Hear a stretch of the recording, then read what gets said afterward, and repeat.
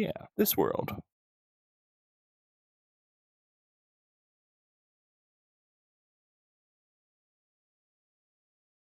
It's got a lot of green trees and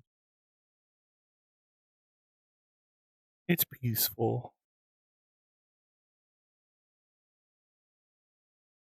And the player is having trouble loading.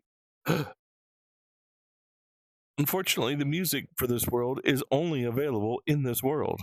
It is not available on YouTube or any other form of anything. And it says player error. Oh, it says loading now. Player error. Oh, sadness. It'd be like last time where it loaded later.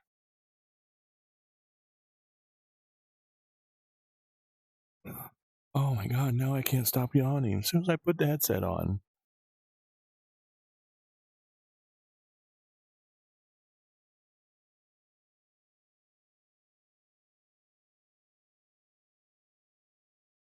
You know, I noticed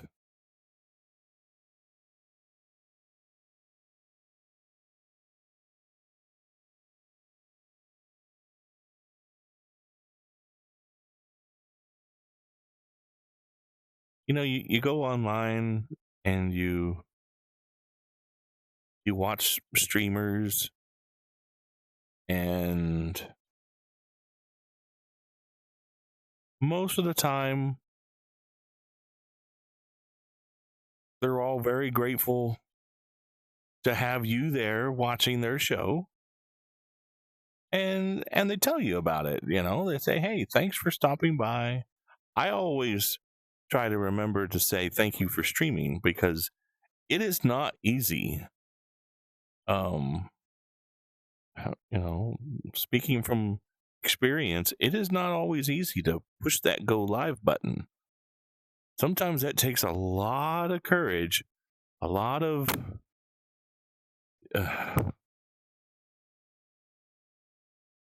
just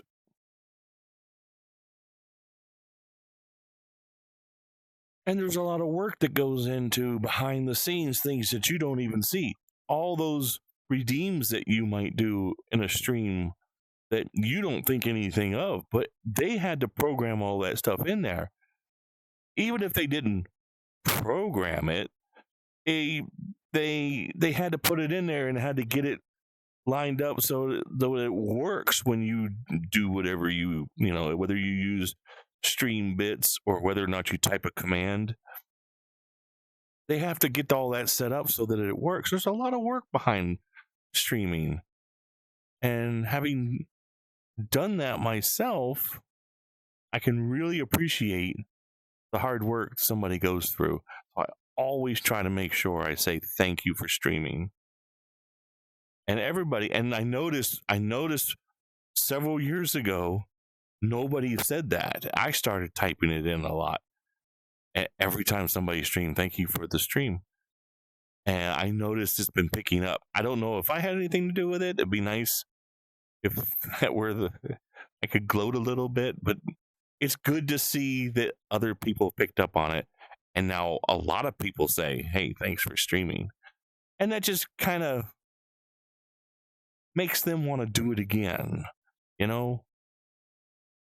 When there's nobody there, nobody watching, nobody saying anything, you start thinking, do I really want to, go through all this trouble? Like right now, I could hit the go live button, but would anybody watch? I don't know. Right now, I'm just talking and saying what's on my mind.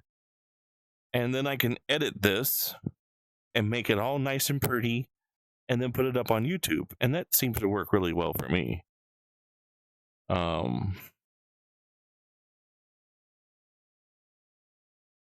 I noticed that I've seen some people that they maybe get a little complacent. Try not to get too complacent, You piss off people and they'll go away and they won't come back. and you will quickly lose your following. And that can also happen if people start spreading rumors about you, whether true or not. That can also have a profound effect. How do you stop that from happening? Well, don't do what I did and just stop streaming. Get up there and say, hey, this person's saying this stuff about me, and I didn't say this. They're lying. And I didn't do that. I was more in shock of how people reacted and how nobody bothered to come to me and ask, hey, did you really say those things? I'd be like, no. Why would I say something like that? Why would I say something like that and mean, and it's just, but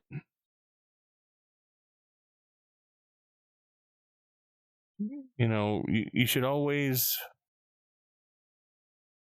be humble, be grateful to the people that do come to watch. Say, hi, thanks for stopping by. Thanks for watching my video. Thanks for watching my stream. Thanks for being there. Thanks for the numbers, the views, the comments. So I don't get too many comments on my YouTube page, and that's okay. Sometimes I don't leave any room for comments. It's fine. Let's see. I wonder if I can get that up just a little bit. So I'm not like this. Now I'm like that. Okay.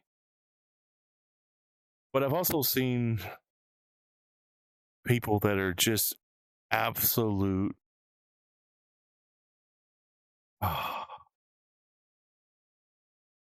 you just want to give them a big hug. They're so innocent, so genuine, so appreciative, so sweet and kind, and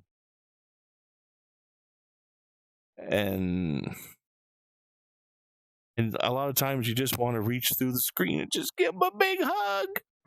Oh. I almost knocked over my drink. Don't knock over the drink. Stay there. Don't knock over. Wow. But yeah, the camera's over here. Like that. They give him a hug. Okay. My drink was like right there, right underneath the camera. It's not a good place for it. Maybe that's why I had the camera on the other side. Because there's nothing over here. But on that side, my hair is in the way. It covers my face. So I don't know. But like I said, there's some of them are just so absolutely genuine. And you just look at them and go, how do you exist in a world like this today? How are you not torn apart from the horrors of reality? And they just have a real positive outlook on everything. And it's refreshing. It's very refreshing to see. And what's funny is you can find that in some of the weirdest places.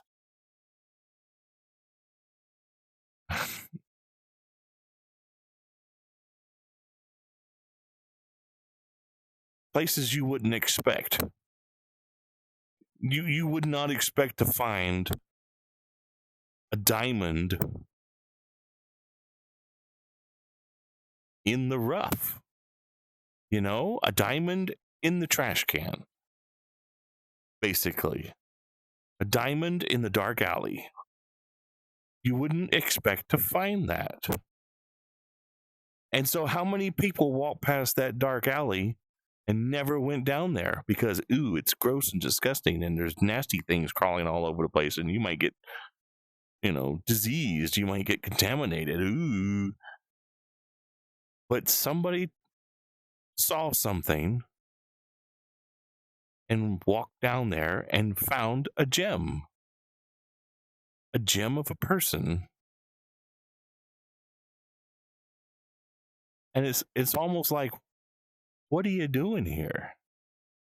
You don't belong here. You don't belong down this dark alley. But then you realize that alleyway is not as dark as it looks or dark as it seems. That alleyway is clean. It just looks dark.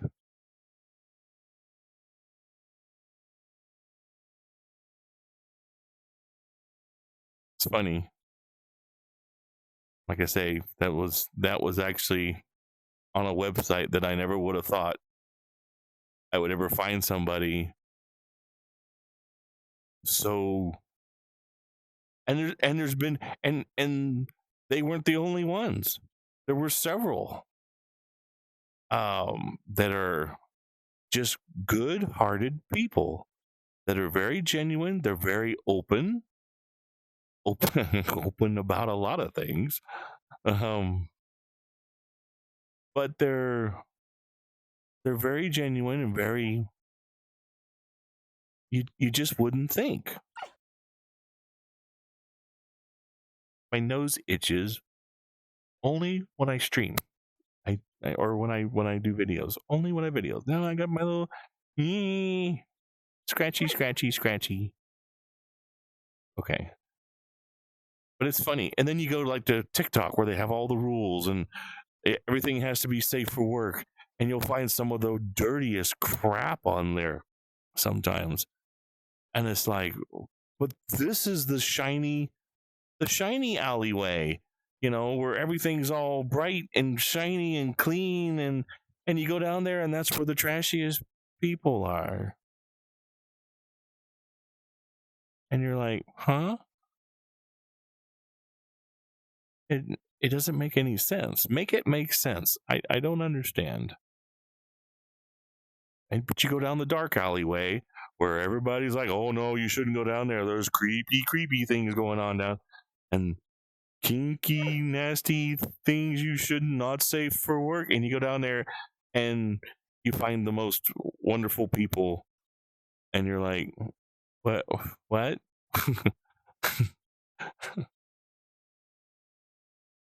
It's interesting.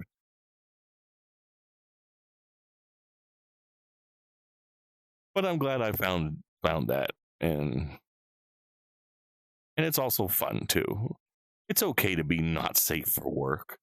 It's okay to be, be an adult. To be everybody.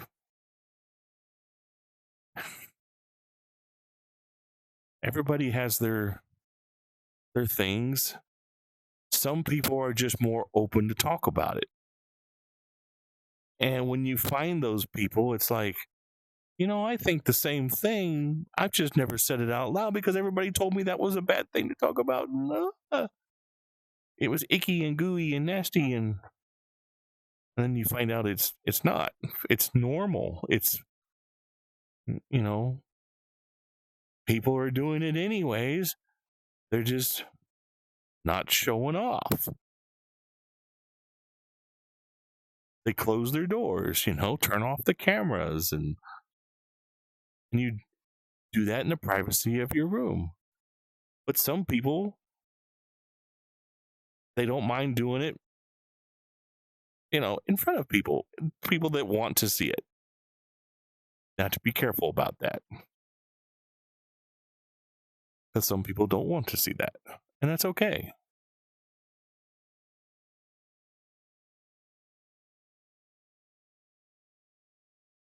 It really is. It's all okay.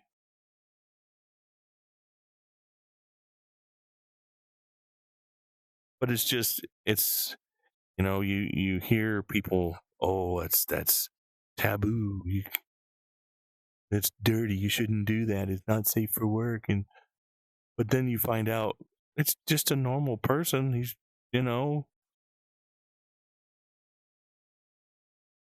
maybe just a little more lewd. And I like lewd. Lewd's okay. And it doesn't have to be everything.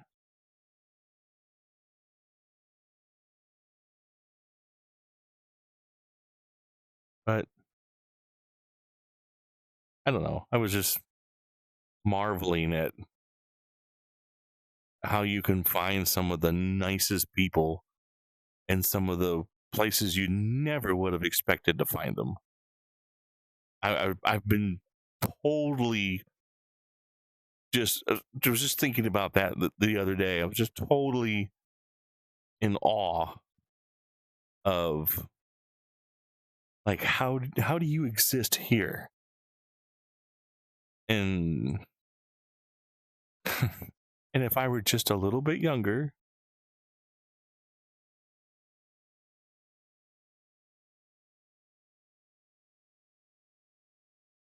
yeah, but all this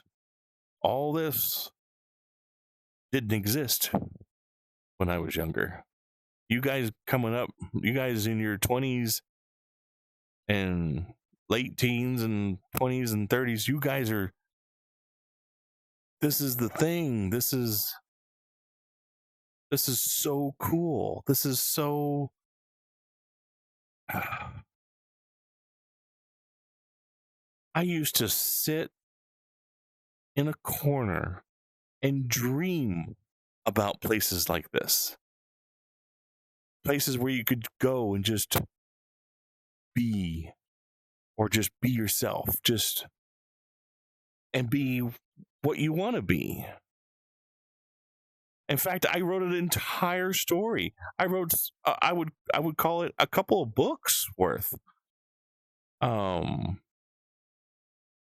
added up I did a word count, and it was like 65,000 words that I typed up explaining a world like this with people like this. Furries. But I was real specific. And I designed this world because VR didn't exist. It was the only way that I could express what was in my head. So I just wrote it down on paper. And some of you watching are, you remember. You've read some of my stories. And I do think about those characters a lot. I have one I can show you. This is one of them. If it'll pop up, will it pop up? Will he pop up? Hello, loading. My computer's having a hernia. What? Come on. Nope, there it is. This guy.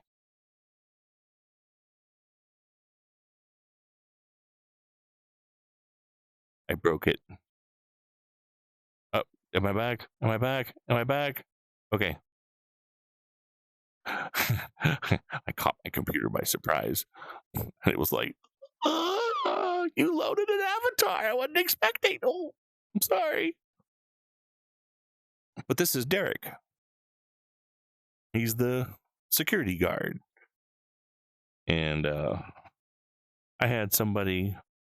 I commissioned somebody to, do the texturing. It's got the markings, and it's really cool. I really like this. And he's got the grumpy looking face, which is just absolutely perfect.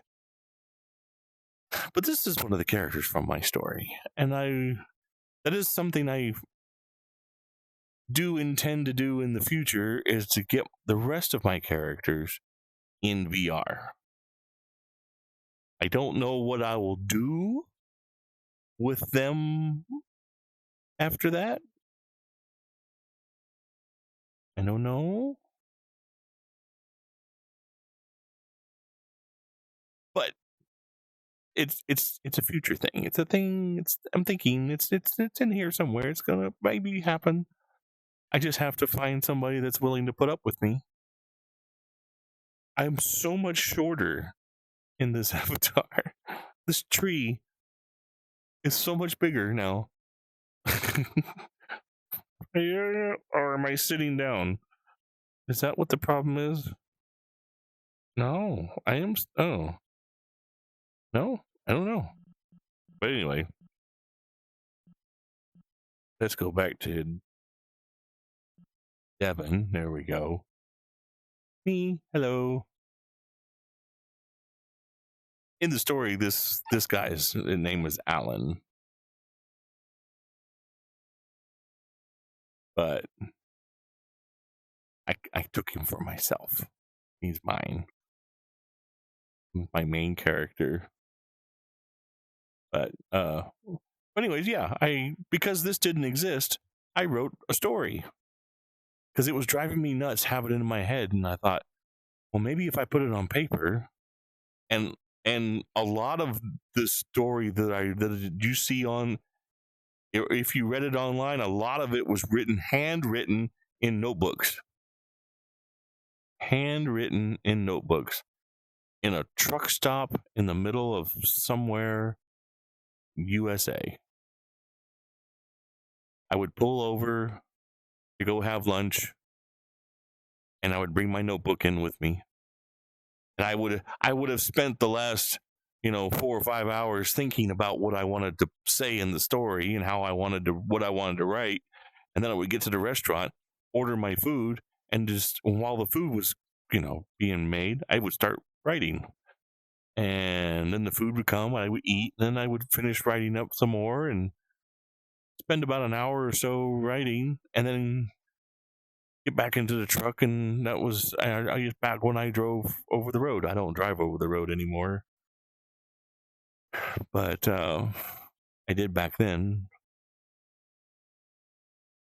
And those stories are on my FA page, which at the time was the only place to really put them.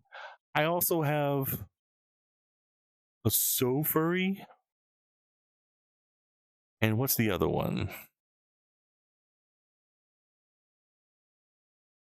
I think one of them tended to be geared more towards writers.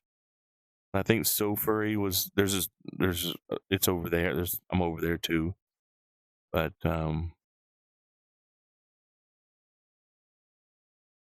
yeah, I designed a whole world.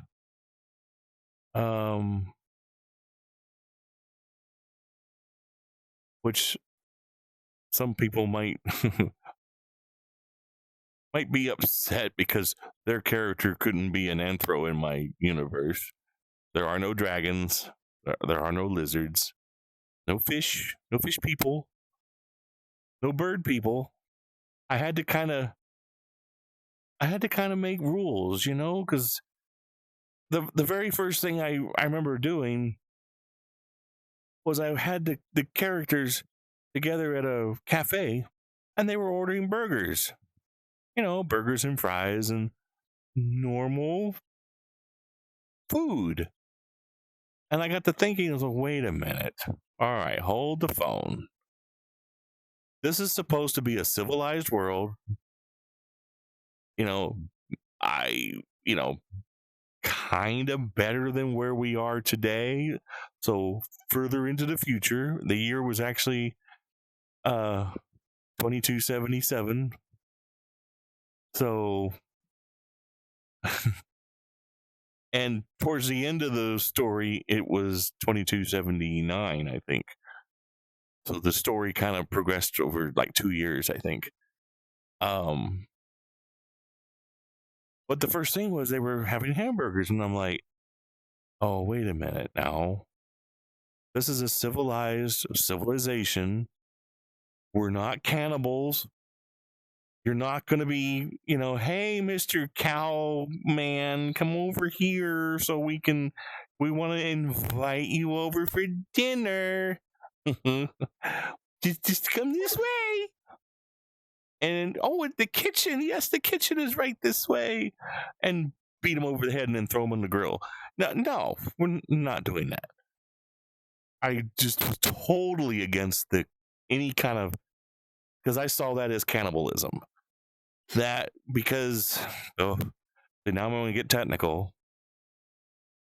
In my universe, everybody shared the same genome, if that's the right phrase to use. Everyone was, if think of human beings, okay? We're all human beings, but we don't all look alike. But if you basically cut us open, we all have 2 lungs, we all have a heart, we all have a liver, and stomach and intestines, and all those organs are all in the same place. The body is built the same from one race to another. So I went off of that, and basically, instead of having a race, you kind of use the species. So, like, okay, so you could have foxes and wolves, canines, felines, things like that. And then I started going, well, but then we have the cow, bovine cows. What are these people eating? I'm not having them, be cannibals. And so I decided that, and I really thought long and hard about this, and because, would there be any exceptions? And I said, no, there cannot be any exceptions to this rule. No cannibalism. So what we'll have is any creature on Earth, as we know it, that is fuzzy, has digits, and walks around on 4 legs, okay? Those can be anthropomorphic in my universe. They have to have digits, so that rules out hooves. No hooves. If they have hooves, they are livestock. They are regular animals that we can consume because we're herbivore or omnivores. Okay, so that eliminated the, okay, so my characters can now have a burger without eating their friend Bob, I just couldn't do that. But what that also did was there are birds in the trees, just like they are now. We don't hear any chirping because the sound of the thing is not playing. But, or is it? I have the audio turned off, don't I? I do. Come on, audio, come back to me. It is not world volume.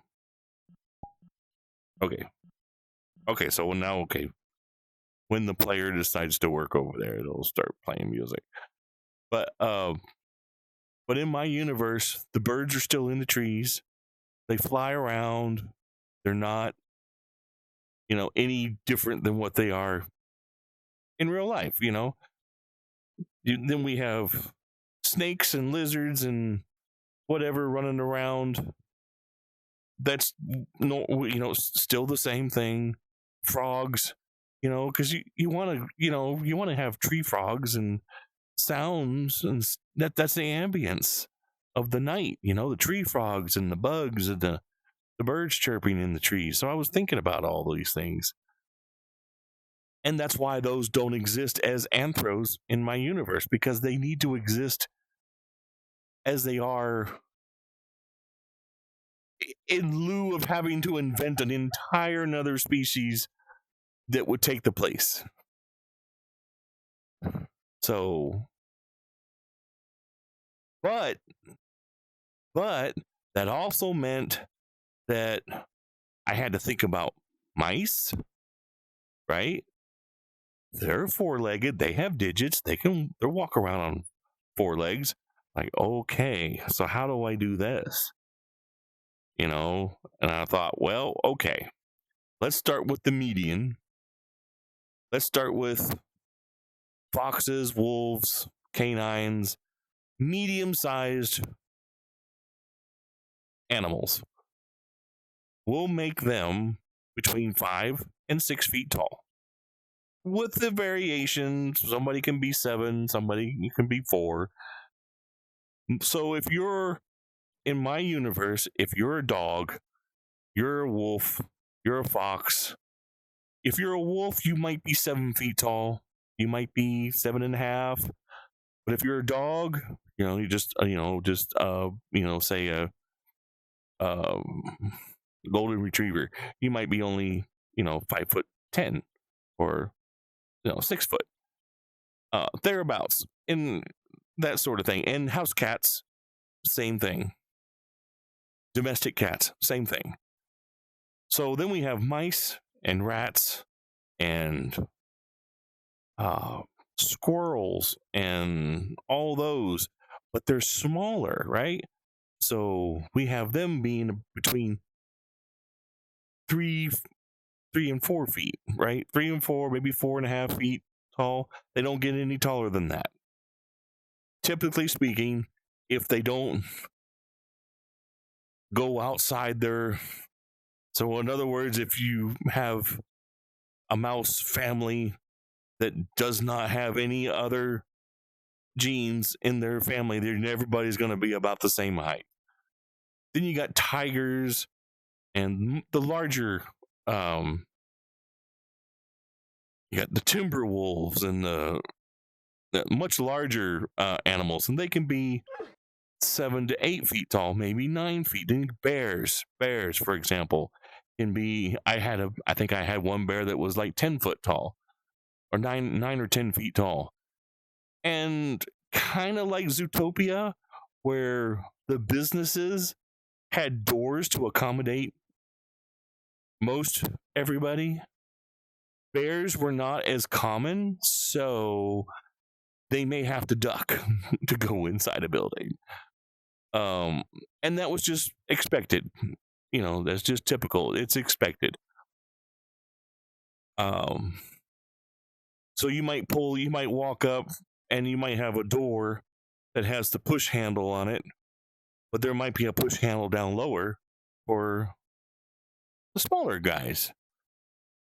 And I figure the taller ones can still reach the median door handle, but the doors would be, maybe 8 feet tall instead of the typical 7. I think the doors are normally 7 foot, or 6.5, 7 foot.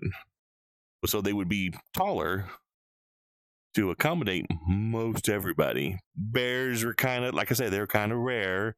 So, or in the area that my characters resided in, they were rare. So everything was not built around them.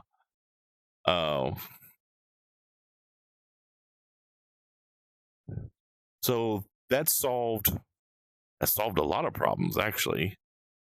And it made a neat little variety of people. You got short people, you got tall people, you got really tall people, and it is possible to intermix, because remember, everybody shares the same genome. Everybody shares. So a mouse can mate with a wolf, and then what? I was like, okay, well, how far do we want this to go? Because you see, if you look around the furry fandom, there's a lot of people that are like me, for example. I am a Arctic fox wolf split with a tiger. That's where my stripes come from. I have a white tiger with the blue eyes. And then I have thin fur, like a tiger. So my fur is actually set up for hot weather, which is why I don't like the winter. See? But you wouldn't know that I had white tiger in my history, in my family history, because I would normally wear a shirt and you would never see my stripes. And otherwise, you would never know because I look like a fox. I look like, a wolf fox. So I was like, okay, we can mix two species together and come up with somebody. But after that, then the genes start being recessive, right? So follow me on this one. But typically, the offspring follow the mother, just like in animal worlds. If you have, say for example, if you have a German Shepherd male mate with a uh, uh, crap, I'm losing my words. a a yellow lab, but the yellow lab is the female, right? So most of the puppies are going to look like her. Now, and that was another problem too. How many?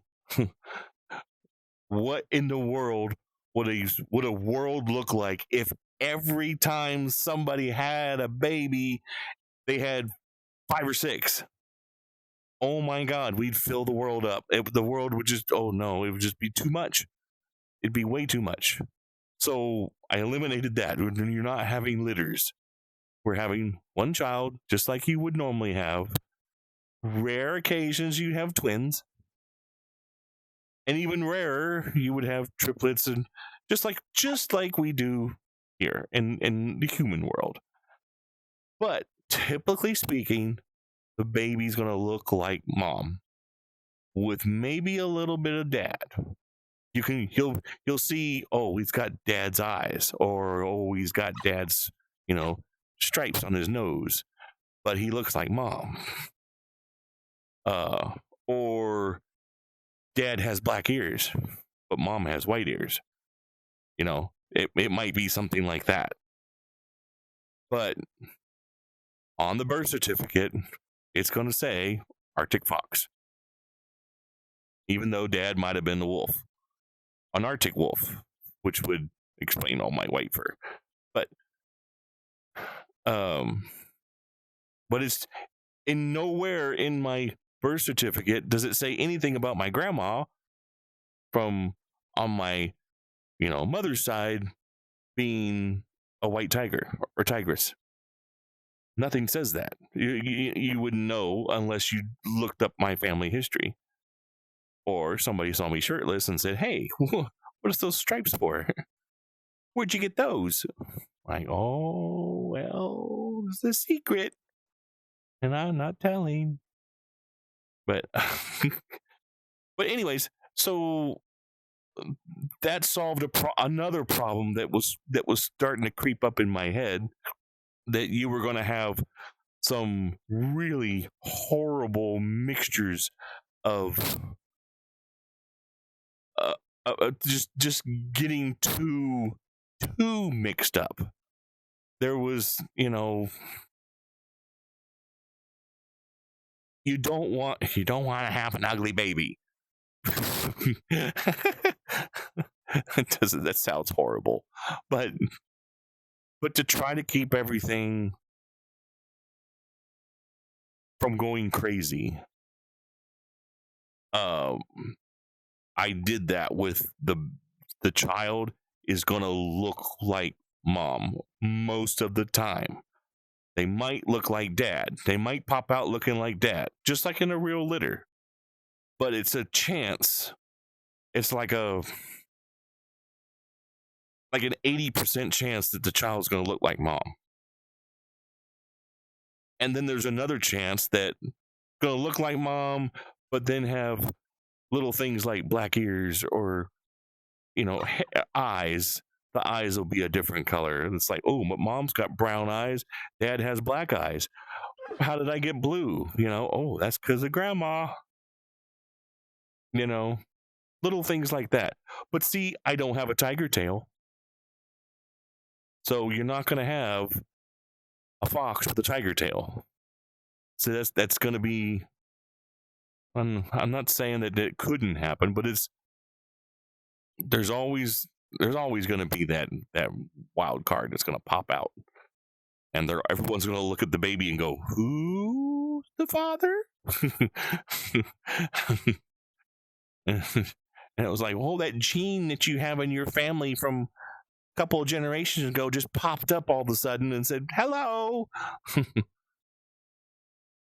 But again, that's a very rare thing to have happen. And as far as animals are concerned, I just said no birds, but there are bats. Bats they have 4 legs, they have digits, and they're covered in fur. Most of the time. Oh, yeah, they're covered in fur. They kind of fall into the mouse category. Can they fly? Sort of. But imagine having to flap your arms in order to fly. Can they fly? Maybe glide. Glide might be a better way to describe that. I don't think they can. Of course, you would have to, I'm sure that you could have a bat character that has done a lot of practicing and a lot of exercises, and yes, they can fly. Is it possible? Yes. Do they do it? No. We're in a world of conveniences where you can just push you walk up to a door and it opens for you. You can take the train or the bus to wherever you want to go. You don't have to fly. There's no reason for them to fly. But can some of them do it? Yeah, sure. I will say they can't fly very high. And that's even true in real life. I don't think bats can fly that high. Not nearly as high as birds can.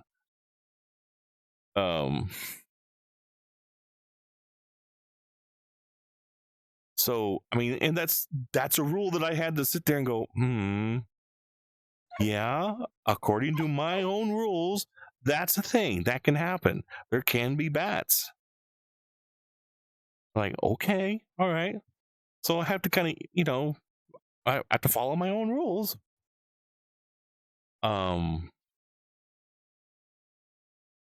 But like, horses, no horses. Giraffes, elephants, all those other animals, they're still animals in their own kingdom, and they're wild.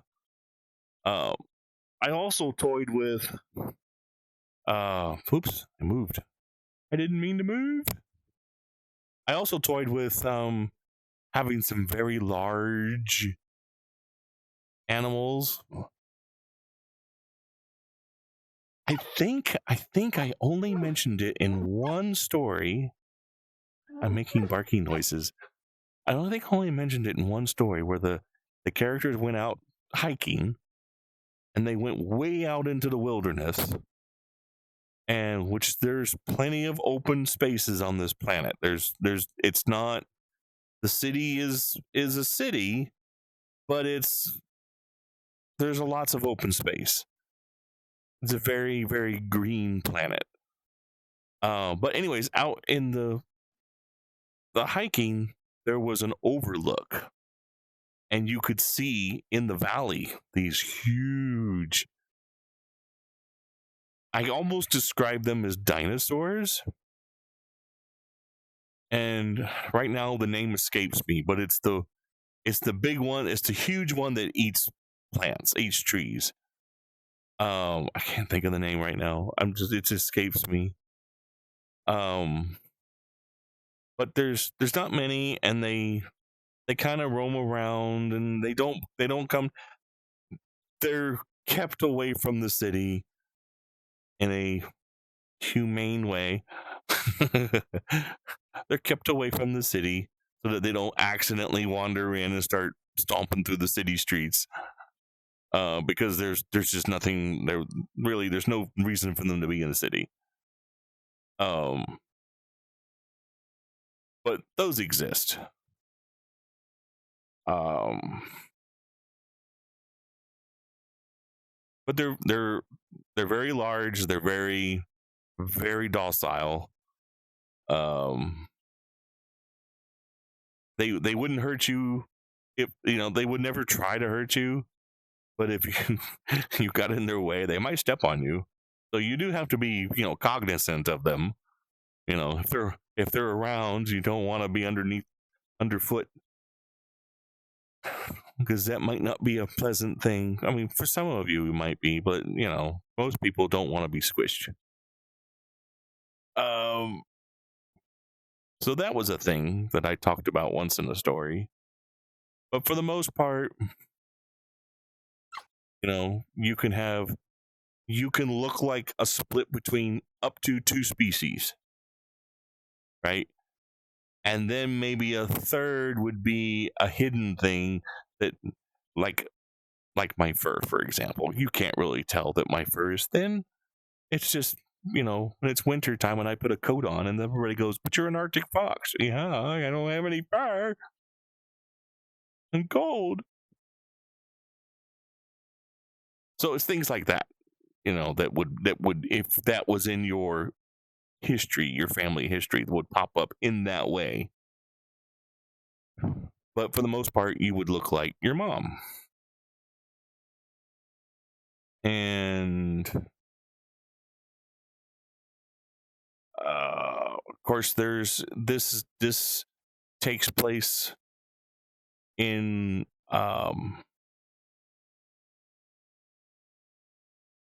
dare I say, the Star Trek universe, kind of, sort of. It does in the year 2277,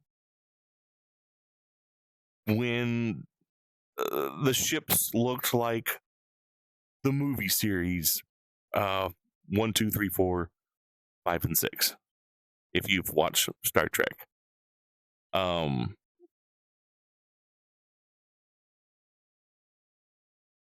I do kind of toy with, yes, there's a Constitution class starship. There's a Miranda class. The Miranda class actually is more prevalent because it can land. There are no transporters. I eliminated transporters. There are no transporters in my Star Trek universe because it just brings up way too many problems. Transporters are a magical thing that will probably never, ever, ever happen because it just doesn't make any sense. So you have ships that land. So you have like the Miranda class, like the USS Reliant. It just has little landing feet on the warp engines and it can just land. The Constitution class cannot land, but it has shuttles that do.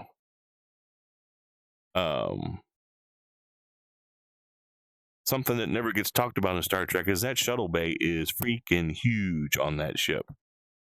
And there's room for several shuttles. In fact, they can evacuate the entire ship on just the shuttles. So there's that. Are there bigger ships? Yes. You can have larger ships. Now, when they land, they use like an anti-gravity field to so they don't crush themselves. And I do remember describing a ship floating, basically floating because it moved really slowly, floating over people, and you could feel the anti-gravity working, and you actually felt a little bit lighter as the ship went by, and the ship would go and dock at the space station in the city center. And it was held there by anti-gravity, an anti-gravity field, which was basically a bunch of magnets. And So the failure rate is like nothing. It can't fail. Because magnets are magnets. Magnets don't just stop being magnets. But there's a special landing pad, and the ships land on that, and that's where the magnetic field. And anyways, that's where all the magic happens, and the ships can actually land on this circular disc station around this central tower. It's a central tower with a disc layers. There's actually several layers, but the ships can land on the bigger ships on the bottom because the bottom layer is bigger. Anyways, that's the universe. And I created all of that in this little noodle noggin. And all that before VR. Oh, if I could have only designed everything that I just said in a world. I did visit a world that was very, very close. It looked very, very much like what I thought of in my head, what the city should look like. Basically, you basically have the center of the city. The city is circular. So basically, you have the center of the city with a big tower in the middle that is also an elevator. It's a space elevator. It goes all the way up to the space station in outer space. But around that tower is all the landing pads for starships. And they don't have to land. They can stay up in space if they want to. But a lot of times, the ships will come down and they'll open up all the doors just to get fresh air flowing through the ship. And there's nothing quite like fresh air, when you've been in space for a long time. So if you think about that for a minute, think about a submarine going into the ocean. I mean, every once in a while, they come up and they open all the windows, basically, and they flush all the air out of the submarine and recirculate it for fresh air. The same thing applies here for the starships. Now, unfortunately, starships like the Enterprise cannot come down into it doesn't have any landing capabilities. So that ship has to stay in orbit, but the shuttlecraft can come down and bring up fresh air. But they get an air exchange when they dock at the space station. So, but that would be one of the reasons why you would land your ship inside the atmosphere, is so that you could do some serious maintenance work. People could work on the ship without having to be in a spacesuit, and then the ship could be opened up. Basically, all the docking ports can be open to air, and you can can you imagine the breeze blowing through the ship if you could have the main shuttle bay open for one thing? Like, that would be a heck of a thing. Also, ships like Voyager. It doesn't quite look like Voyager, so it would be an older style.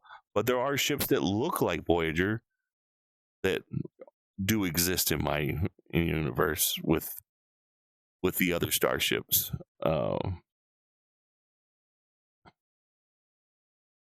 But they primarily focus on ones that can actually land because there's no transporters. Either that, or they have large shuttle bays where they can just shuttle everybody. Because again, no transporters. But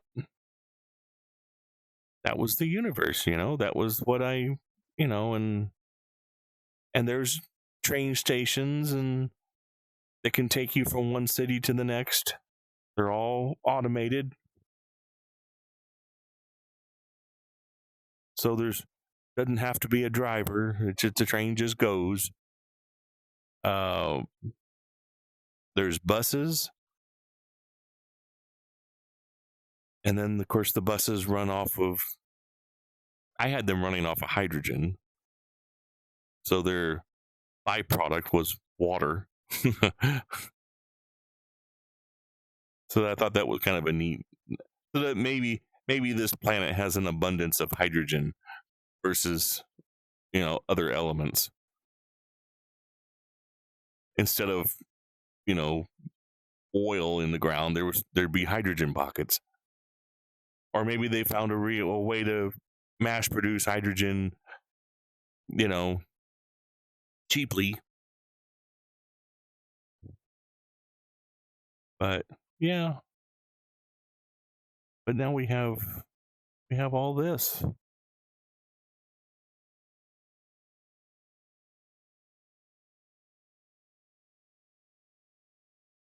Hmm.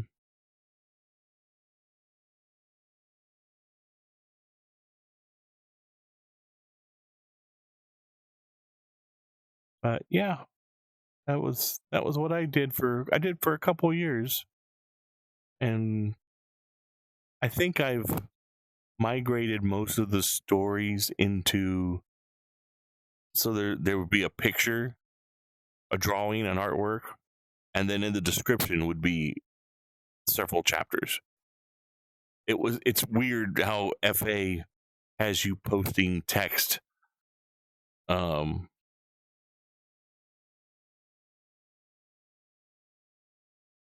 and I did take some stories down because people were just it just got a little overwhelming with the amount of people that wanted me to.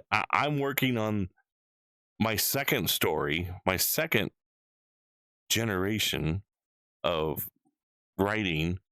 I finished the first one. The first one I did, but people would always send me messages about, when are you going to complete this? When are you going to write more stories about this? When are you going to when? And I'm like, it's done. It's finished. I finished it. You didn't think it was finished? They lived happily ever after. And it's like, story's done, story's over. I finished it. This wasn't supposed to be an ongoing thing that never ends. All good stories have a beginning, a middle, and end. And the end is the end. But and I do appreciate people liking the stories, and they wishing that I would continue. And it's like, yeah, but it's done, and I'm done with it. I've worked on it so much that I really, I can't even look at it anymore. Um, it's kind of funny to say that, it's like you work on something so long and so hard that when you're done, and you can't even look at it anymore. I can't hardly pick it up anymore and look at it. And sometimes I'll get people asking me questions, and I was like, oh, I don't remember. What did I put? So I started going with the bios. That's why on my FA page there's lots of artwork of the characters from the story, and a lot of times there'll be like little tidbits in the description describing that character and their attitude, and doing a little more in depth on that particular character without necessarily having to write a whole story about them. And so apparently some of you guys really like that, and I do appreciate that. Um, but do understand, I am done. I don't think I could sit down nor do I have the time to do something like that. Um, that's another thing. You just don't understand how much time you would do.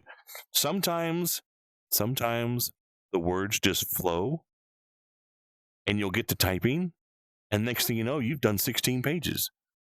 Like, holy crap! When did this happen? And other times you just struggle and struggle and struggle just to get 1 or 2 pages done. And it became more and more of a struggle. Well, because a lot of things in my life changed, actually for the better. So I wasn't feeling the need to get my frustration out on writing. So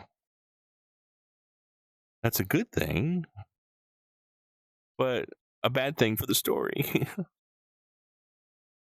But I did my best to finish both stories as much as I could.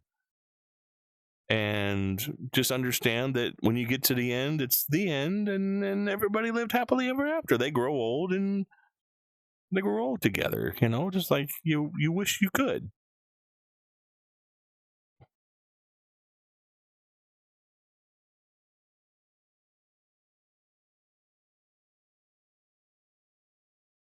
But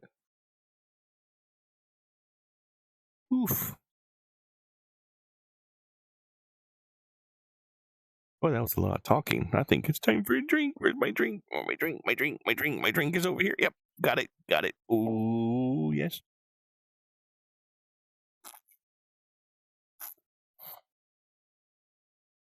Ah, iced tea with lemon. Okay. I'm doing this all blindfolded. Oh, what am I judging? What? Okay. Oh, that's my glasses. Okay. There. It's good. Okay. Now don't reach over there again. Let's see. We never did get our music back. What the heck? Player error.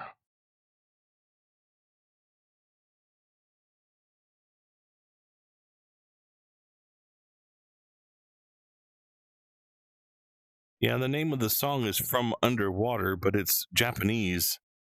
And if you type in the YouTube link that they have here, it says unavailable. So, I don't know. I like this place because the music is not copyrighted. I can play this music and it's really good when it does play. Maybe I need to do some more world hopping. Maybe it'll kick it. That's what happened the last time. I went to a different world and all of a sudden it was working. Let's go to Snowy's world. Where are you, Snowy? There's Snowy's parlor. New instance. Friends can come in. I don't think anybody's online. But just in case. Just in case if they see me, they can pop in and say hi if they want to. They don't usually. Well, one of them is asleep.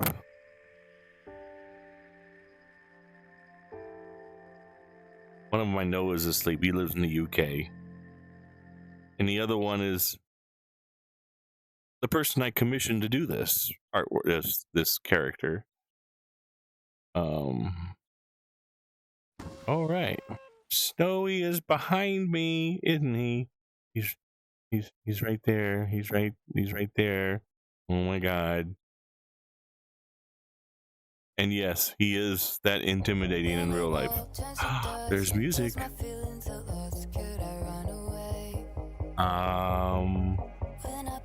It's probably copyright, but let's see.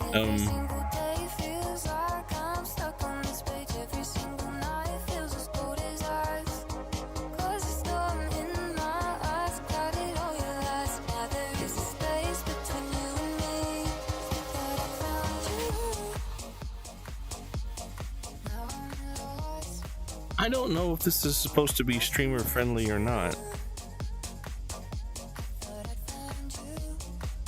I'm guessing this is stuff that he uses on his Twitch, so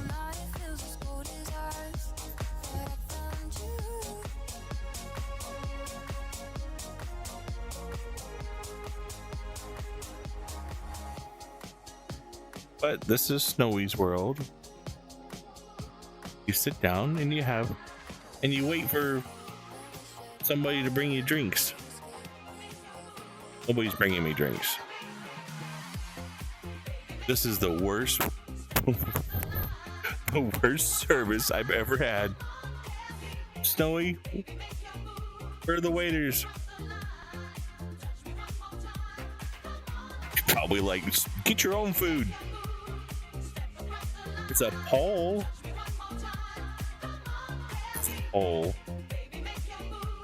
That I don't know. Can I dance on the pole? No. I can swing around the pole. Yeah, that's about all I. Woo!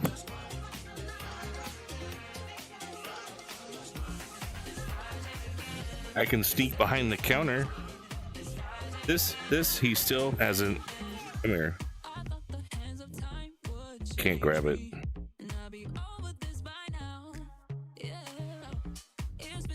I'm trying to grab it.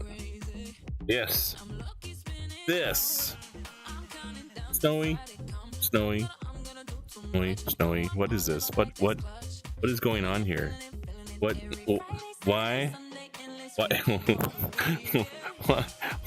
Why is this here? This is horrifying. This is.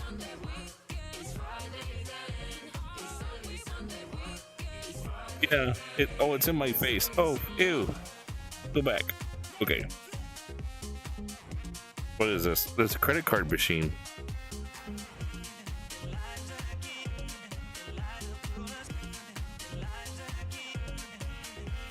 Oh, come on. Grab it. Grab it. Grab it. Okay. Carbon. Carbon? It says carbon. Carbon. Carmen. Carmen or carbon? Carbon. Just sounds like carbon. What's this other one? Lick this. Lick what? Snowy. Lick this. Ah. No, thank you. Oh, well, unless you got some ice cream back here. Oh, he's got some ice cream. Oh, I will lick that. There's some ice cream down there. It is so bright. Oh my god. What is all this stuff? What the heck? Let me see. See? There's ice cream. And then chocolate beer. I need to unlock my iPhone. What?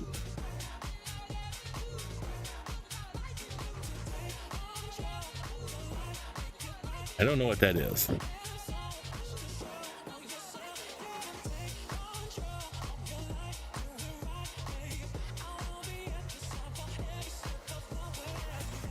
But yeah, so that's what Snowy has to offer. And I think there's oh, can we do the I can pick the glass up, but I can't work the okay, I can't fill it up.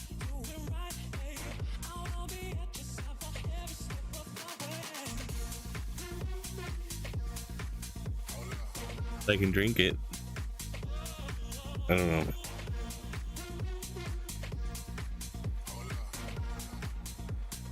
What else? What is this?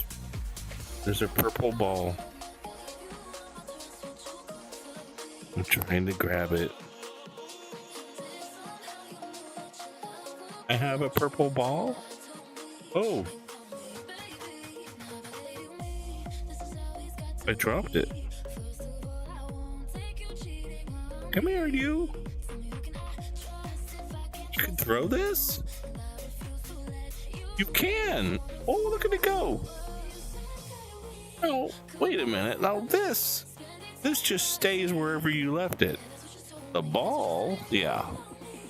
The ball has physics.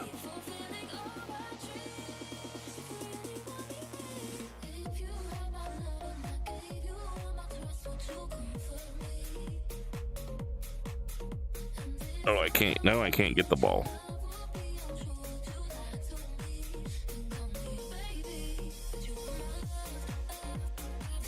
Oh, I couldn't get this open last time. Ah, okay. Now we're down below.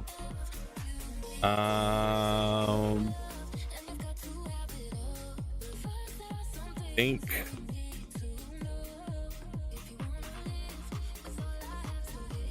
Is it over here?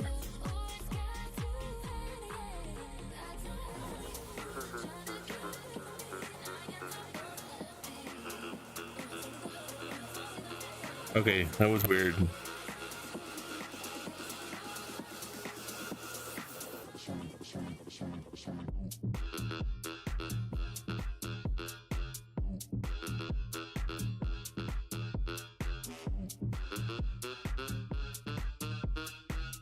Ah, there it is. I found the hole in the wall.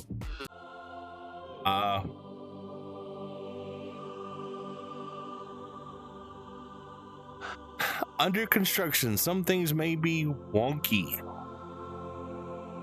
Okay, that's what it says. It says wonky at the end.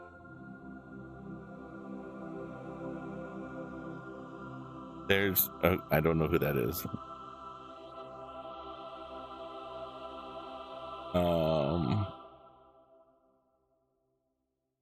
Scissors, fire,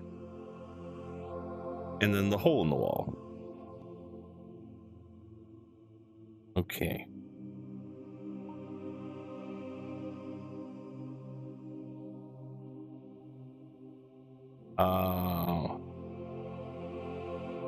This is, if I recall, the butter cult.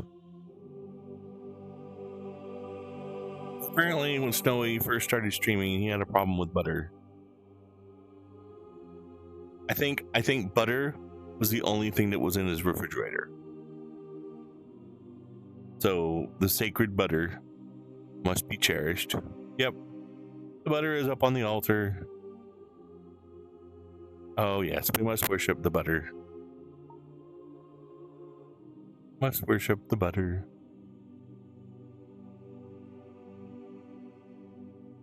Oh, heavenly butter.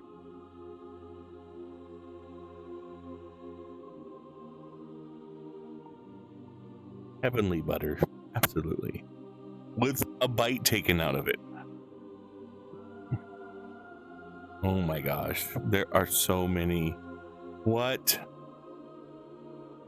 is this white stuff? Oh. Snowy.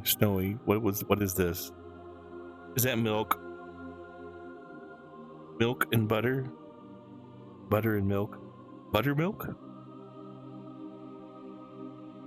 And then way up there, oh, the camera is refusing. There we go. And way up there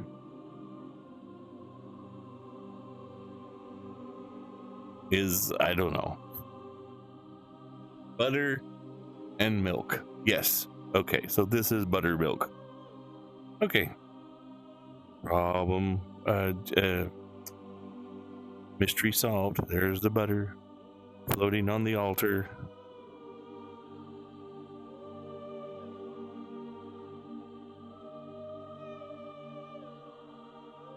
This is the heck of a church, though. I mean, look at it. The guys that put this together really did a fantastic job. It's like, holy crap. Like, you guys have way too much time on your hands. I mean, my goodness. And then all these, what's that avatar called? Freakhounds everywhere in here. Freakhound.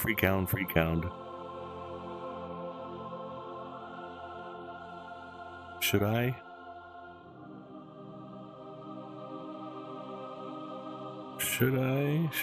Where am I?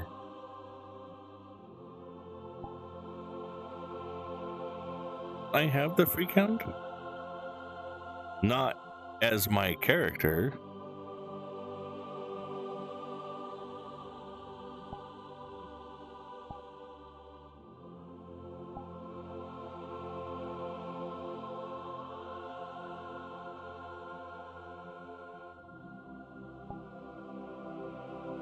Goodness, where is he? Oh, no.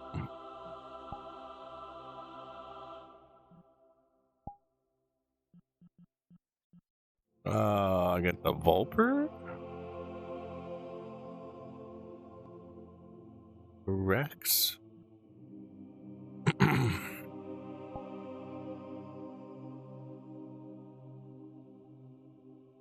I'll be darned.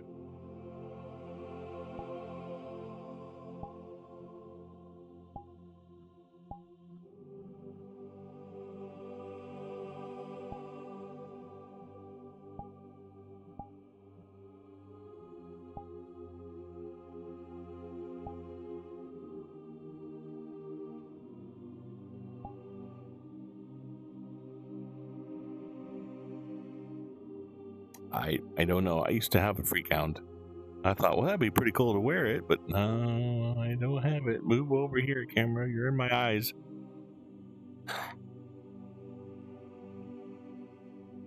But it's like there's pre-alters, so you can kind of come to this side and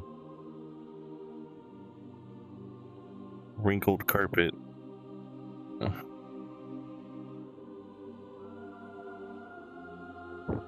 Is this a door? Oh, you cannot go in there. Okay. Okay. Let us leave because the other side is the same thing as the other. Let us. Oh my gosh, what does that say? Doesn't say anything. Oh, it's dark in here. Oh, it's dark and scary. Oh my goodness. It's very dark. And we just walk back through the hole in the wall and we're here.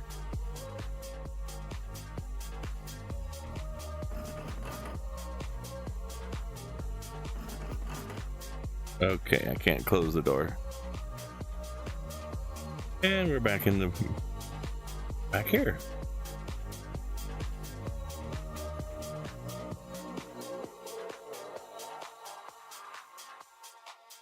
Now, if I remember, you can walk over here. And yep, there we are. Stairs. Whoop.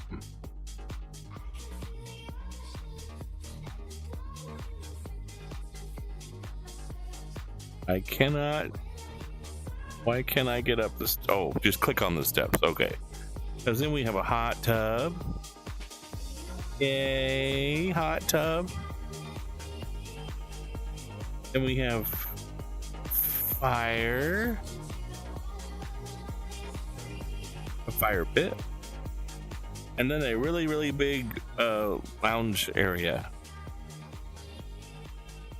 And you can still hear the music. And apparently, there's a room. Password. 1, 2, 3, 4, 5. Go. That didn't work. 6, 7, 8. It just keeps. Snowy. Password. 1, 2, 3, 4, 5. There we go.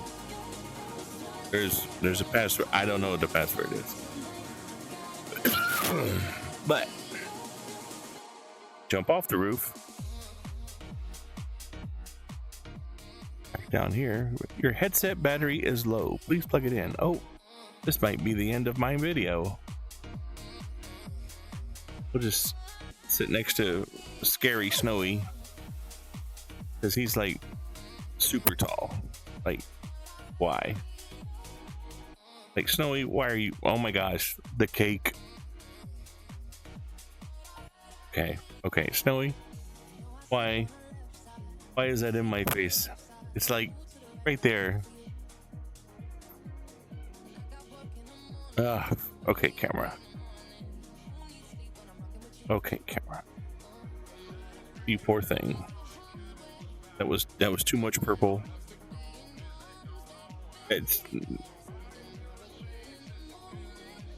Snowy. He's ginormous. Yeah. Okay. Anyways, I think that's all for this video. We talked about my stories. We talked about some streamers in some very unlikely places.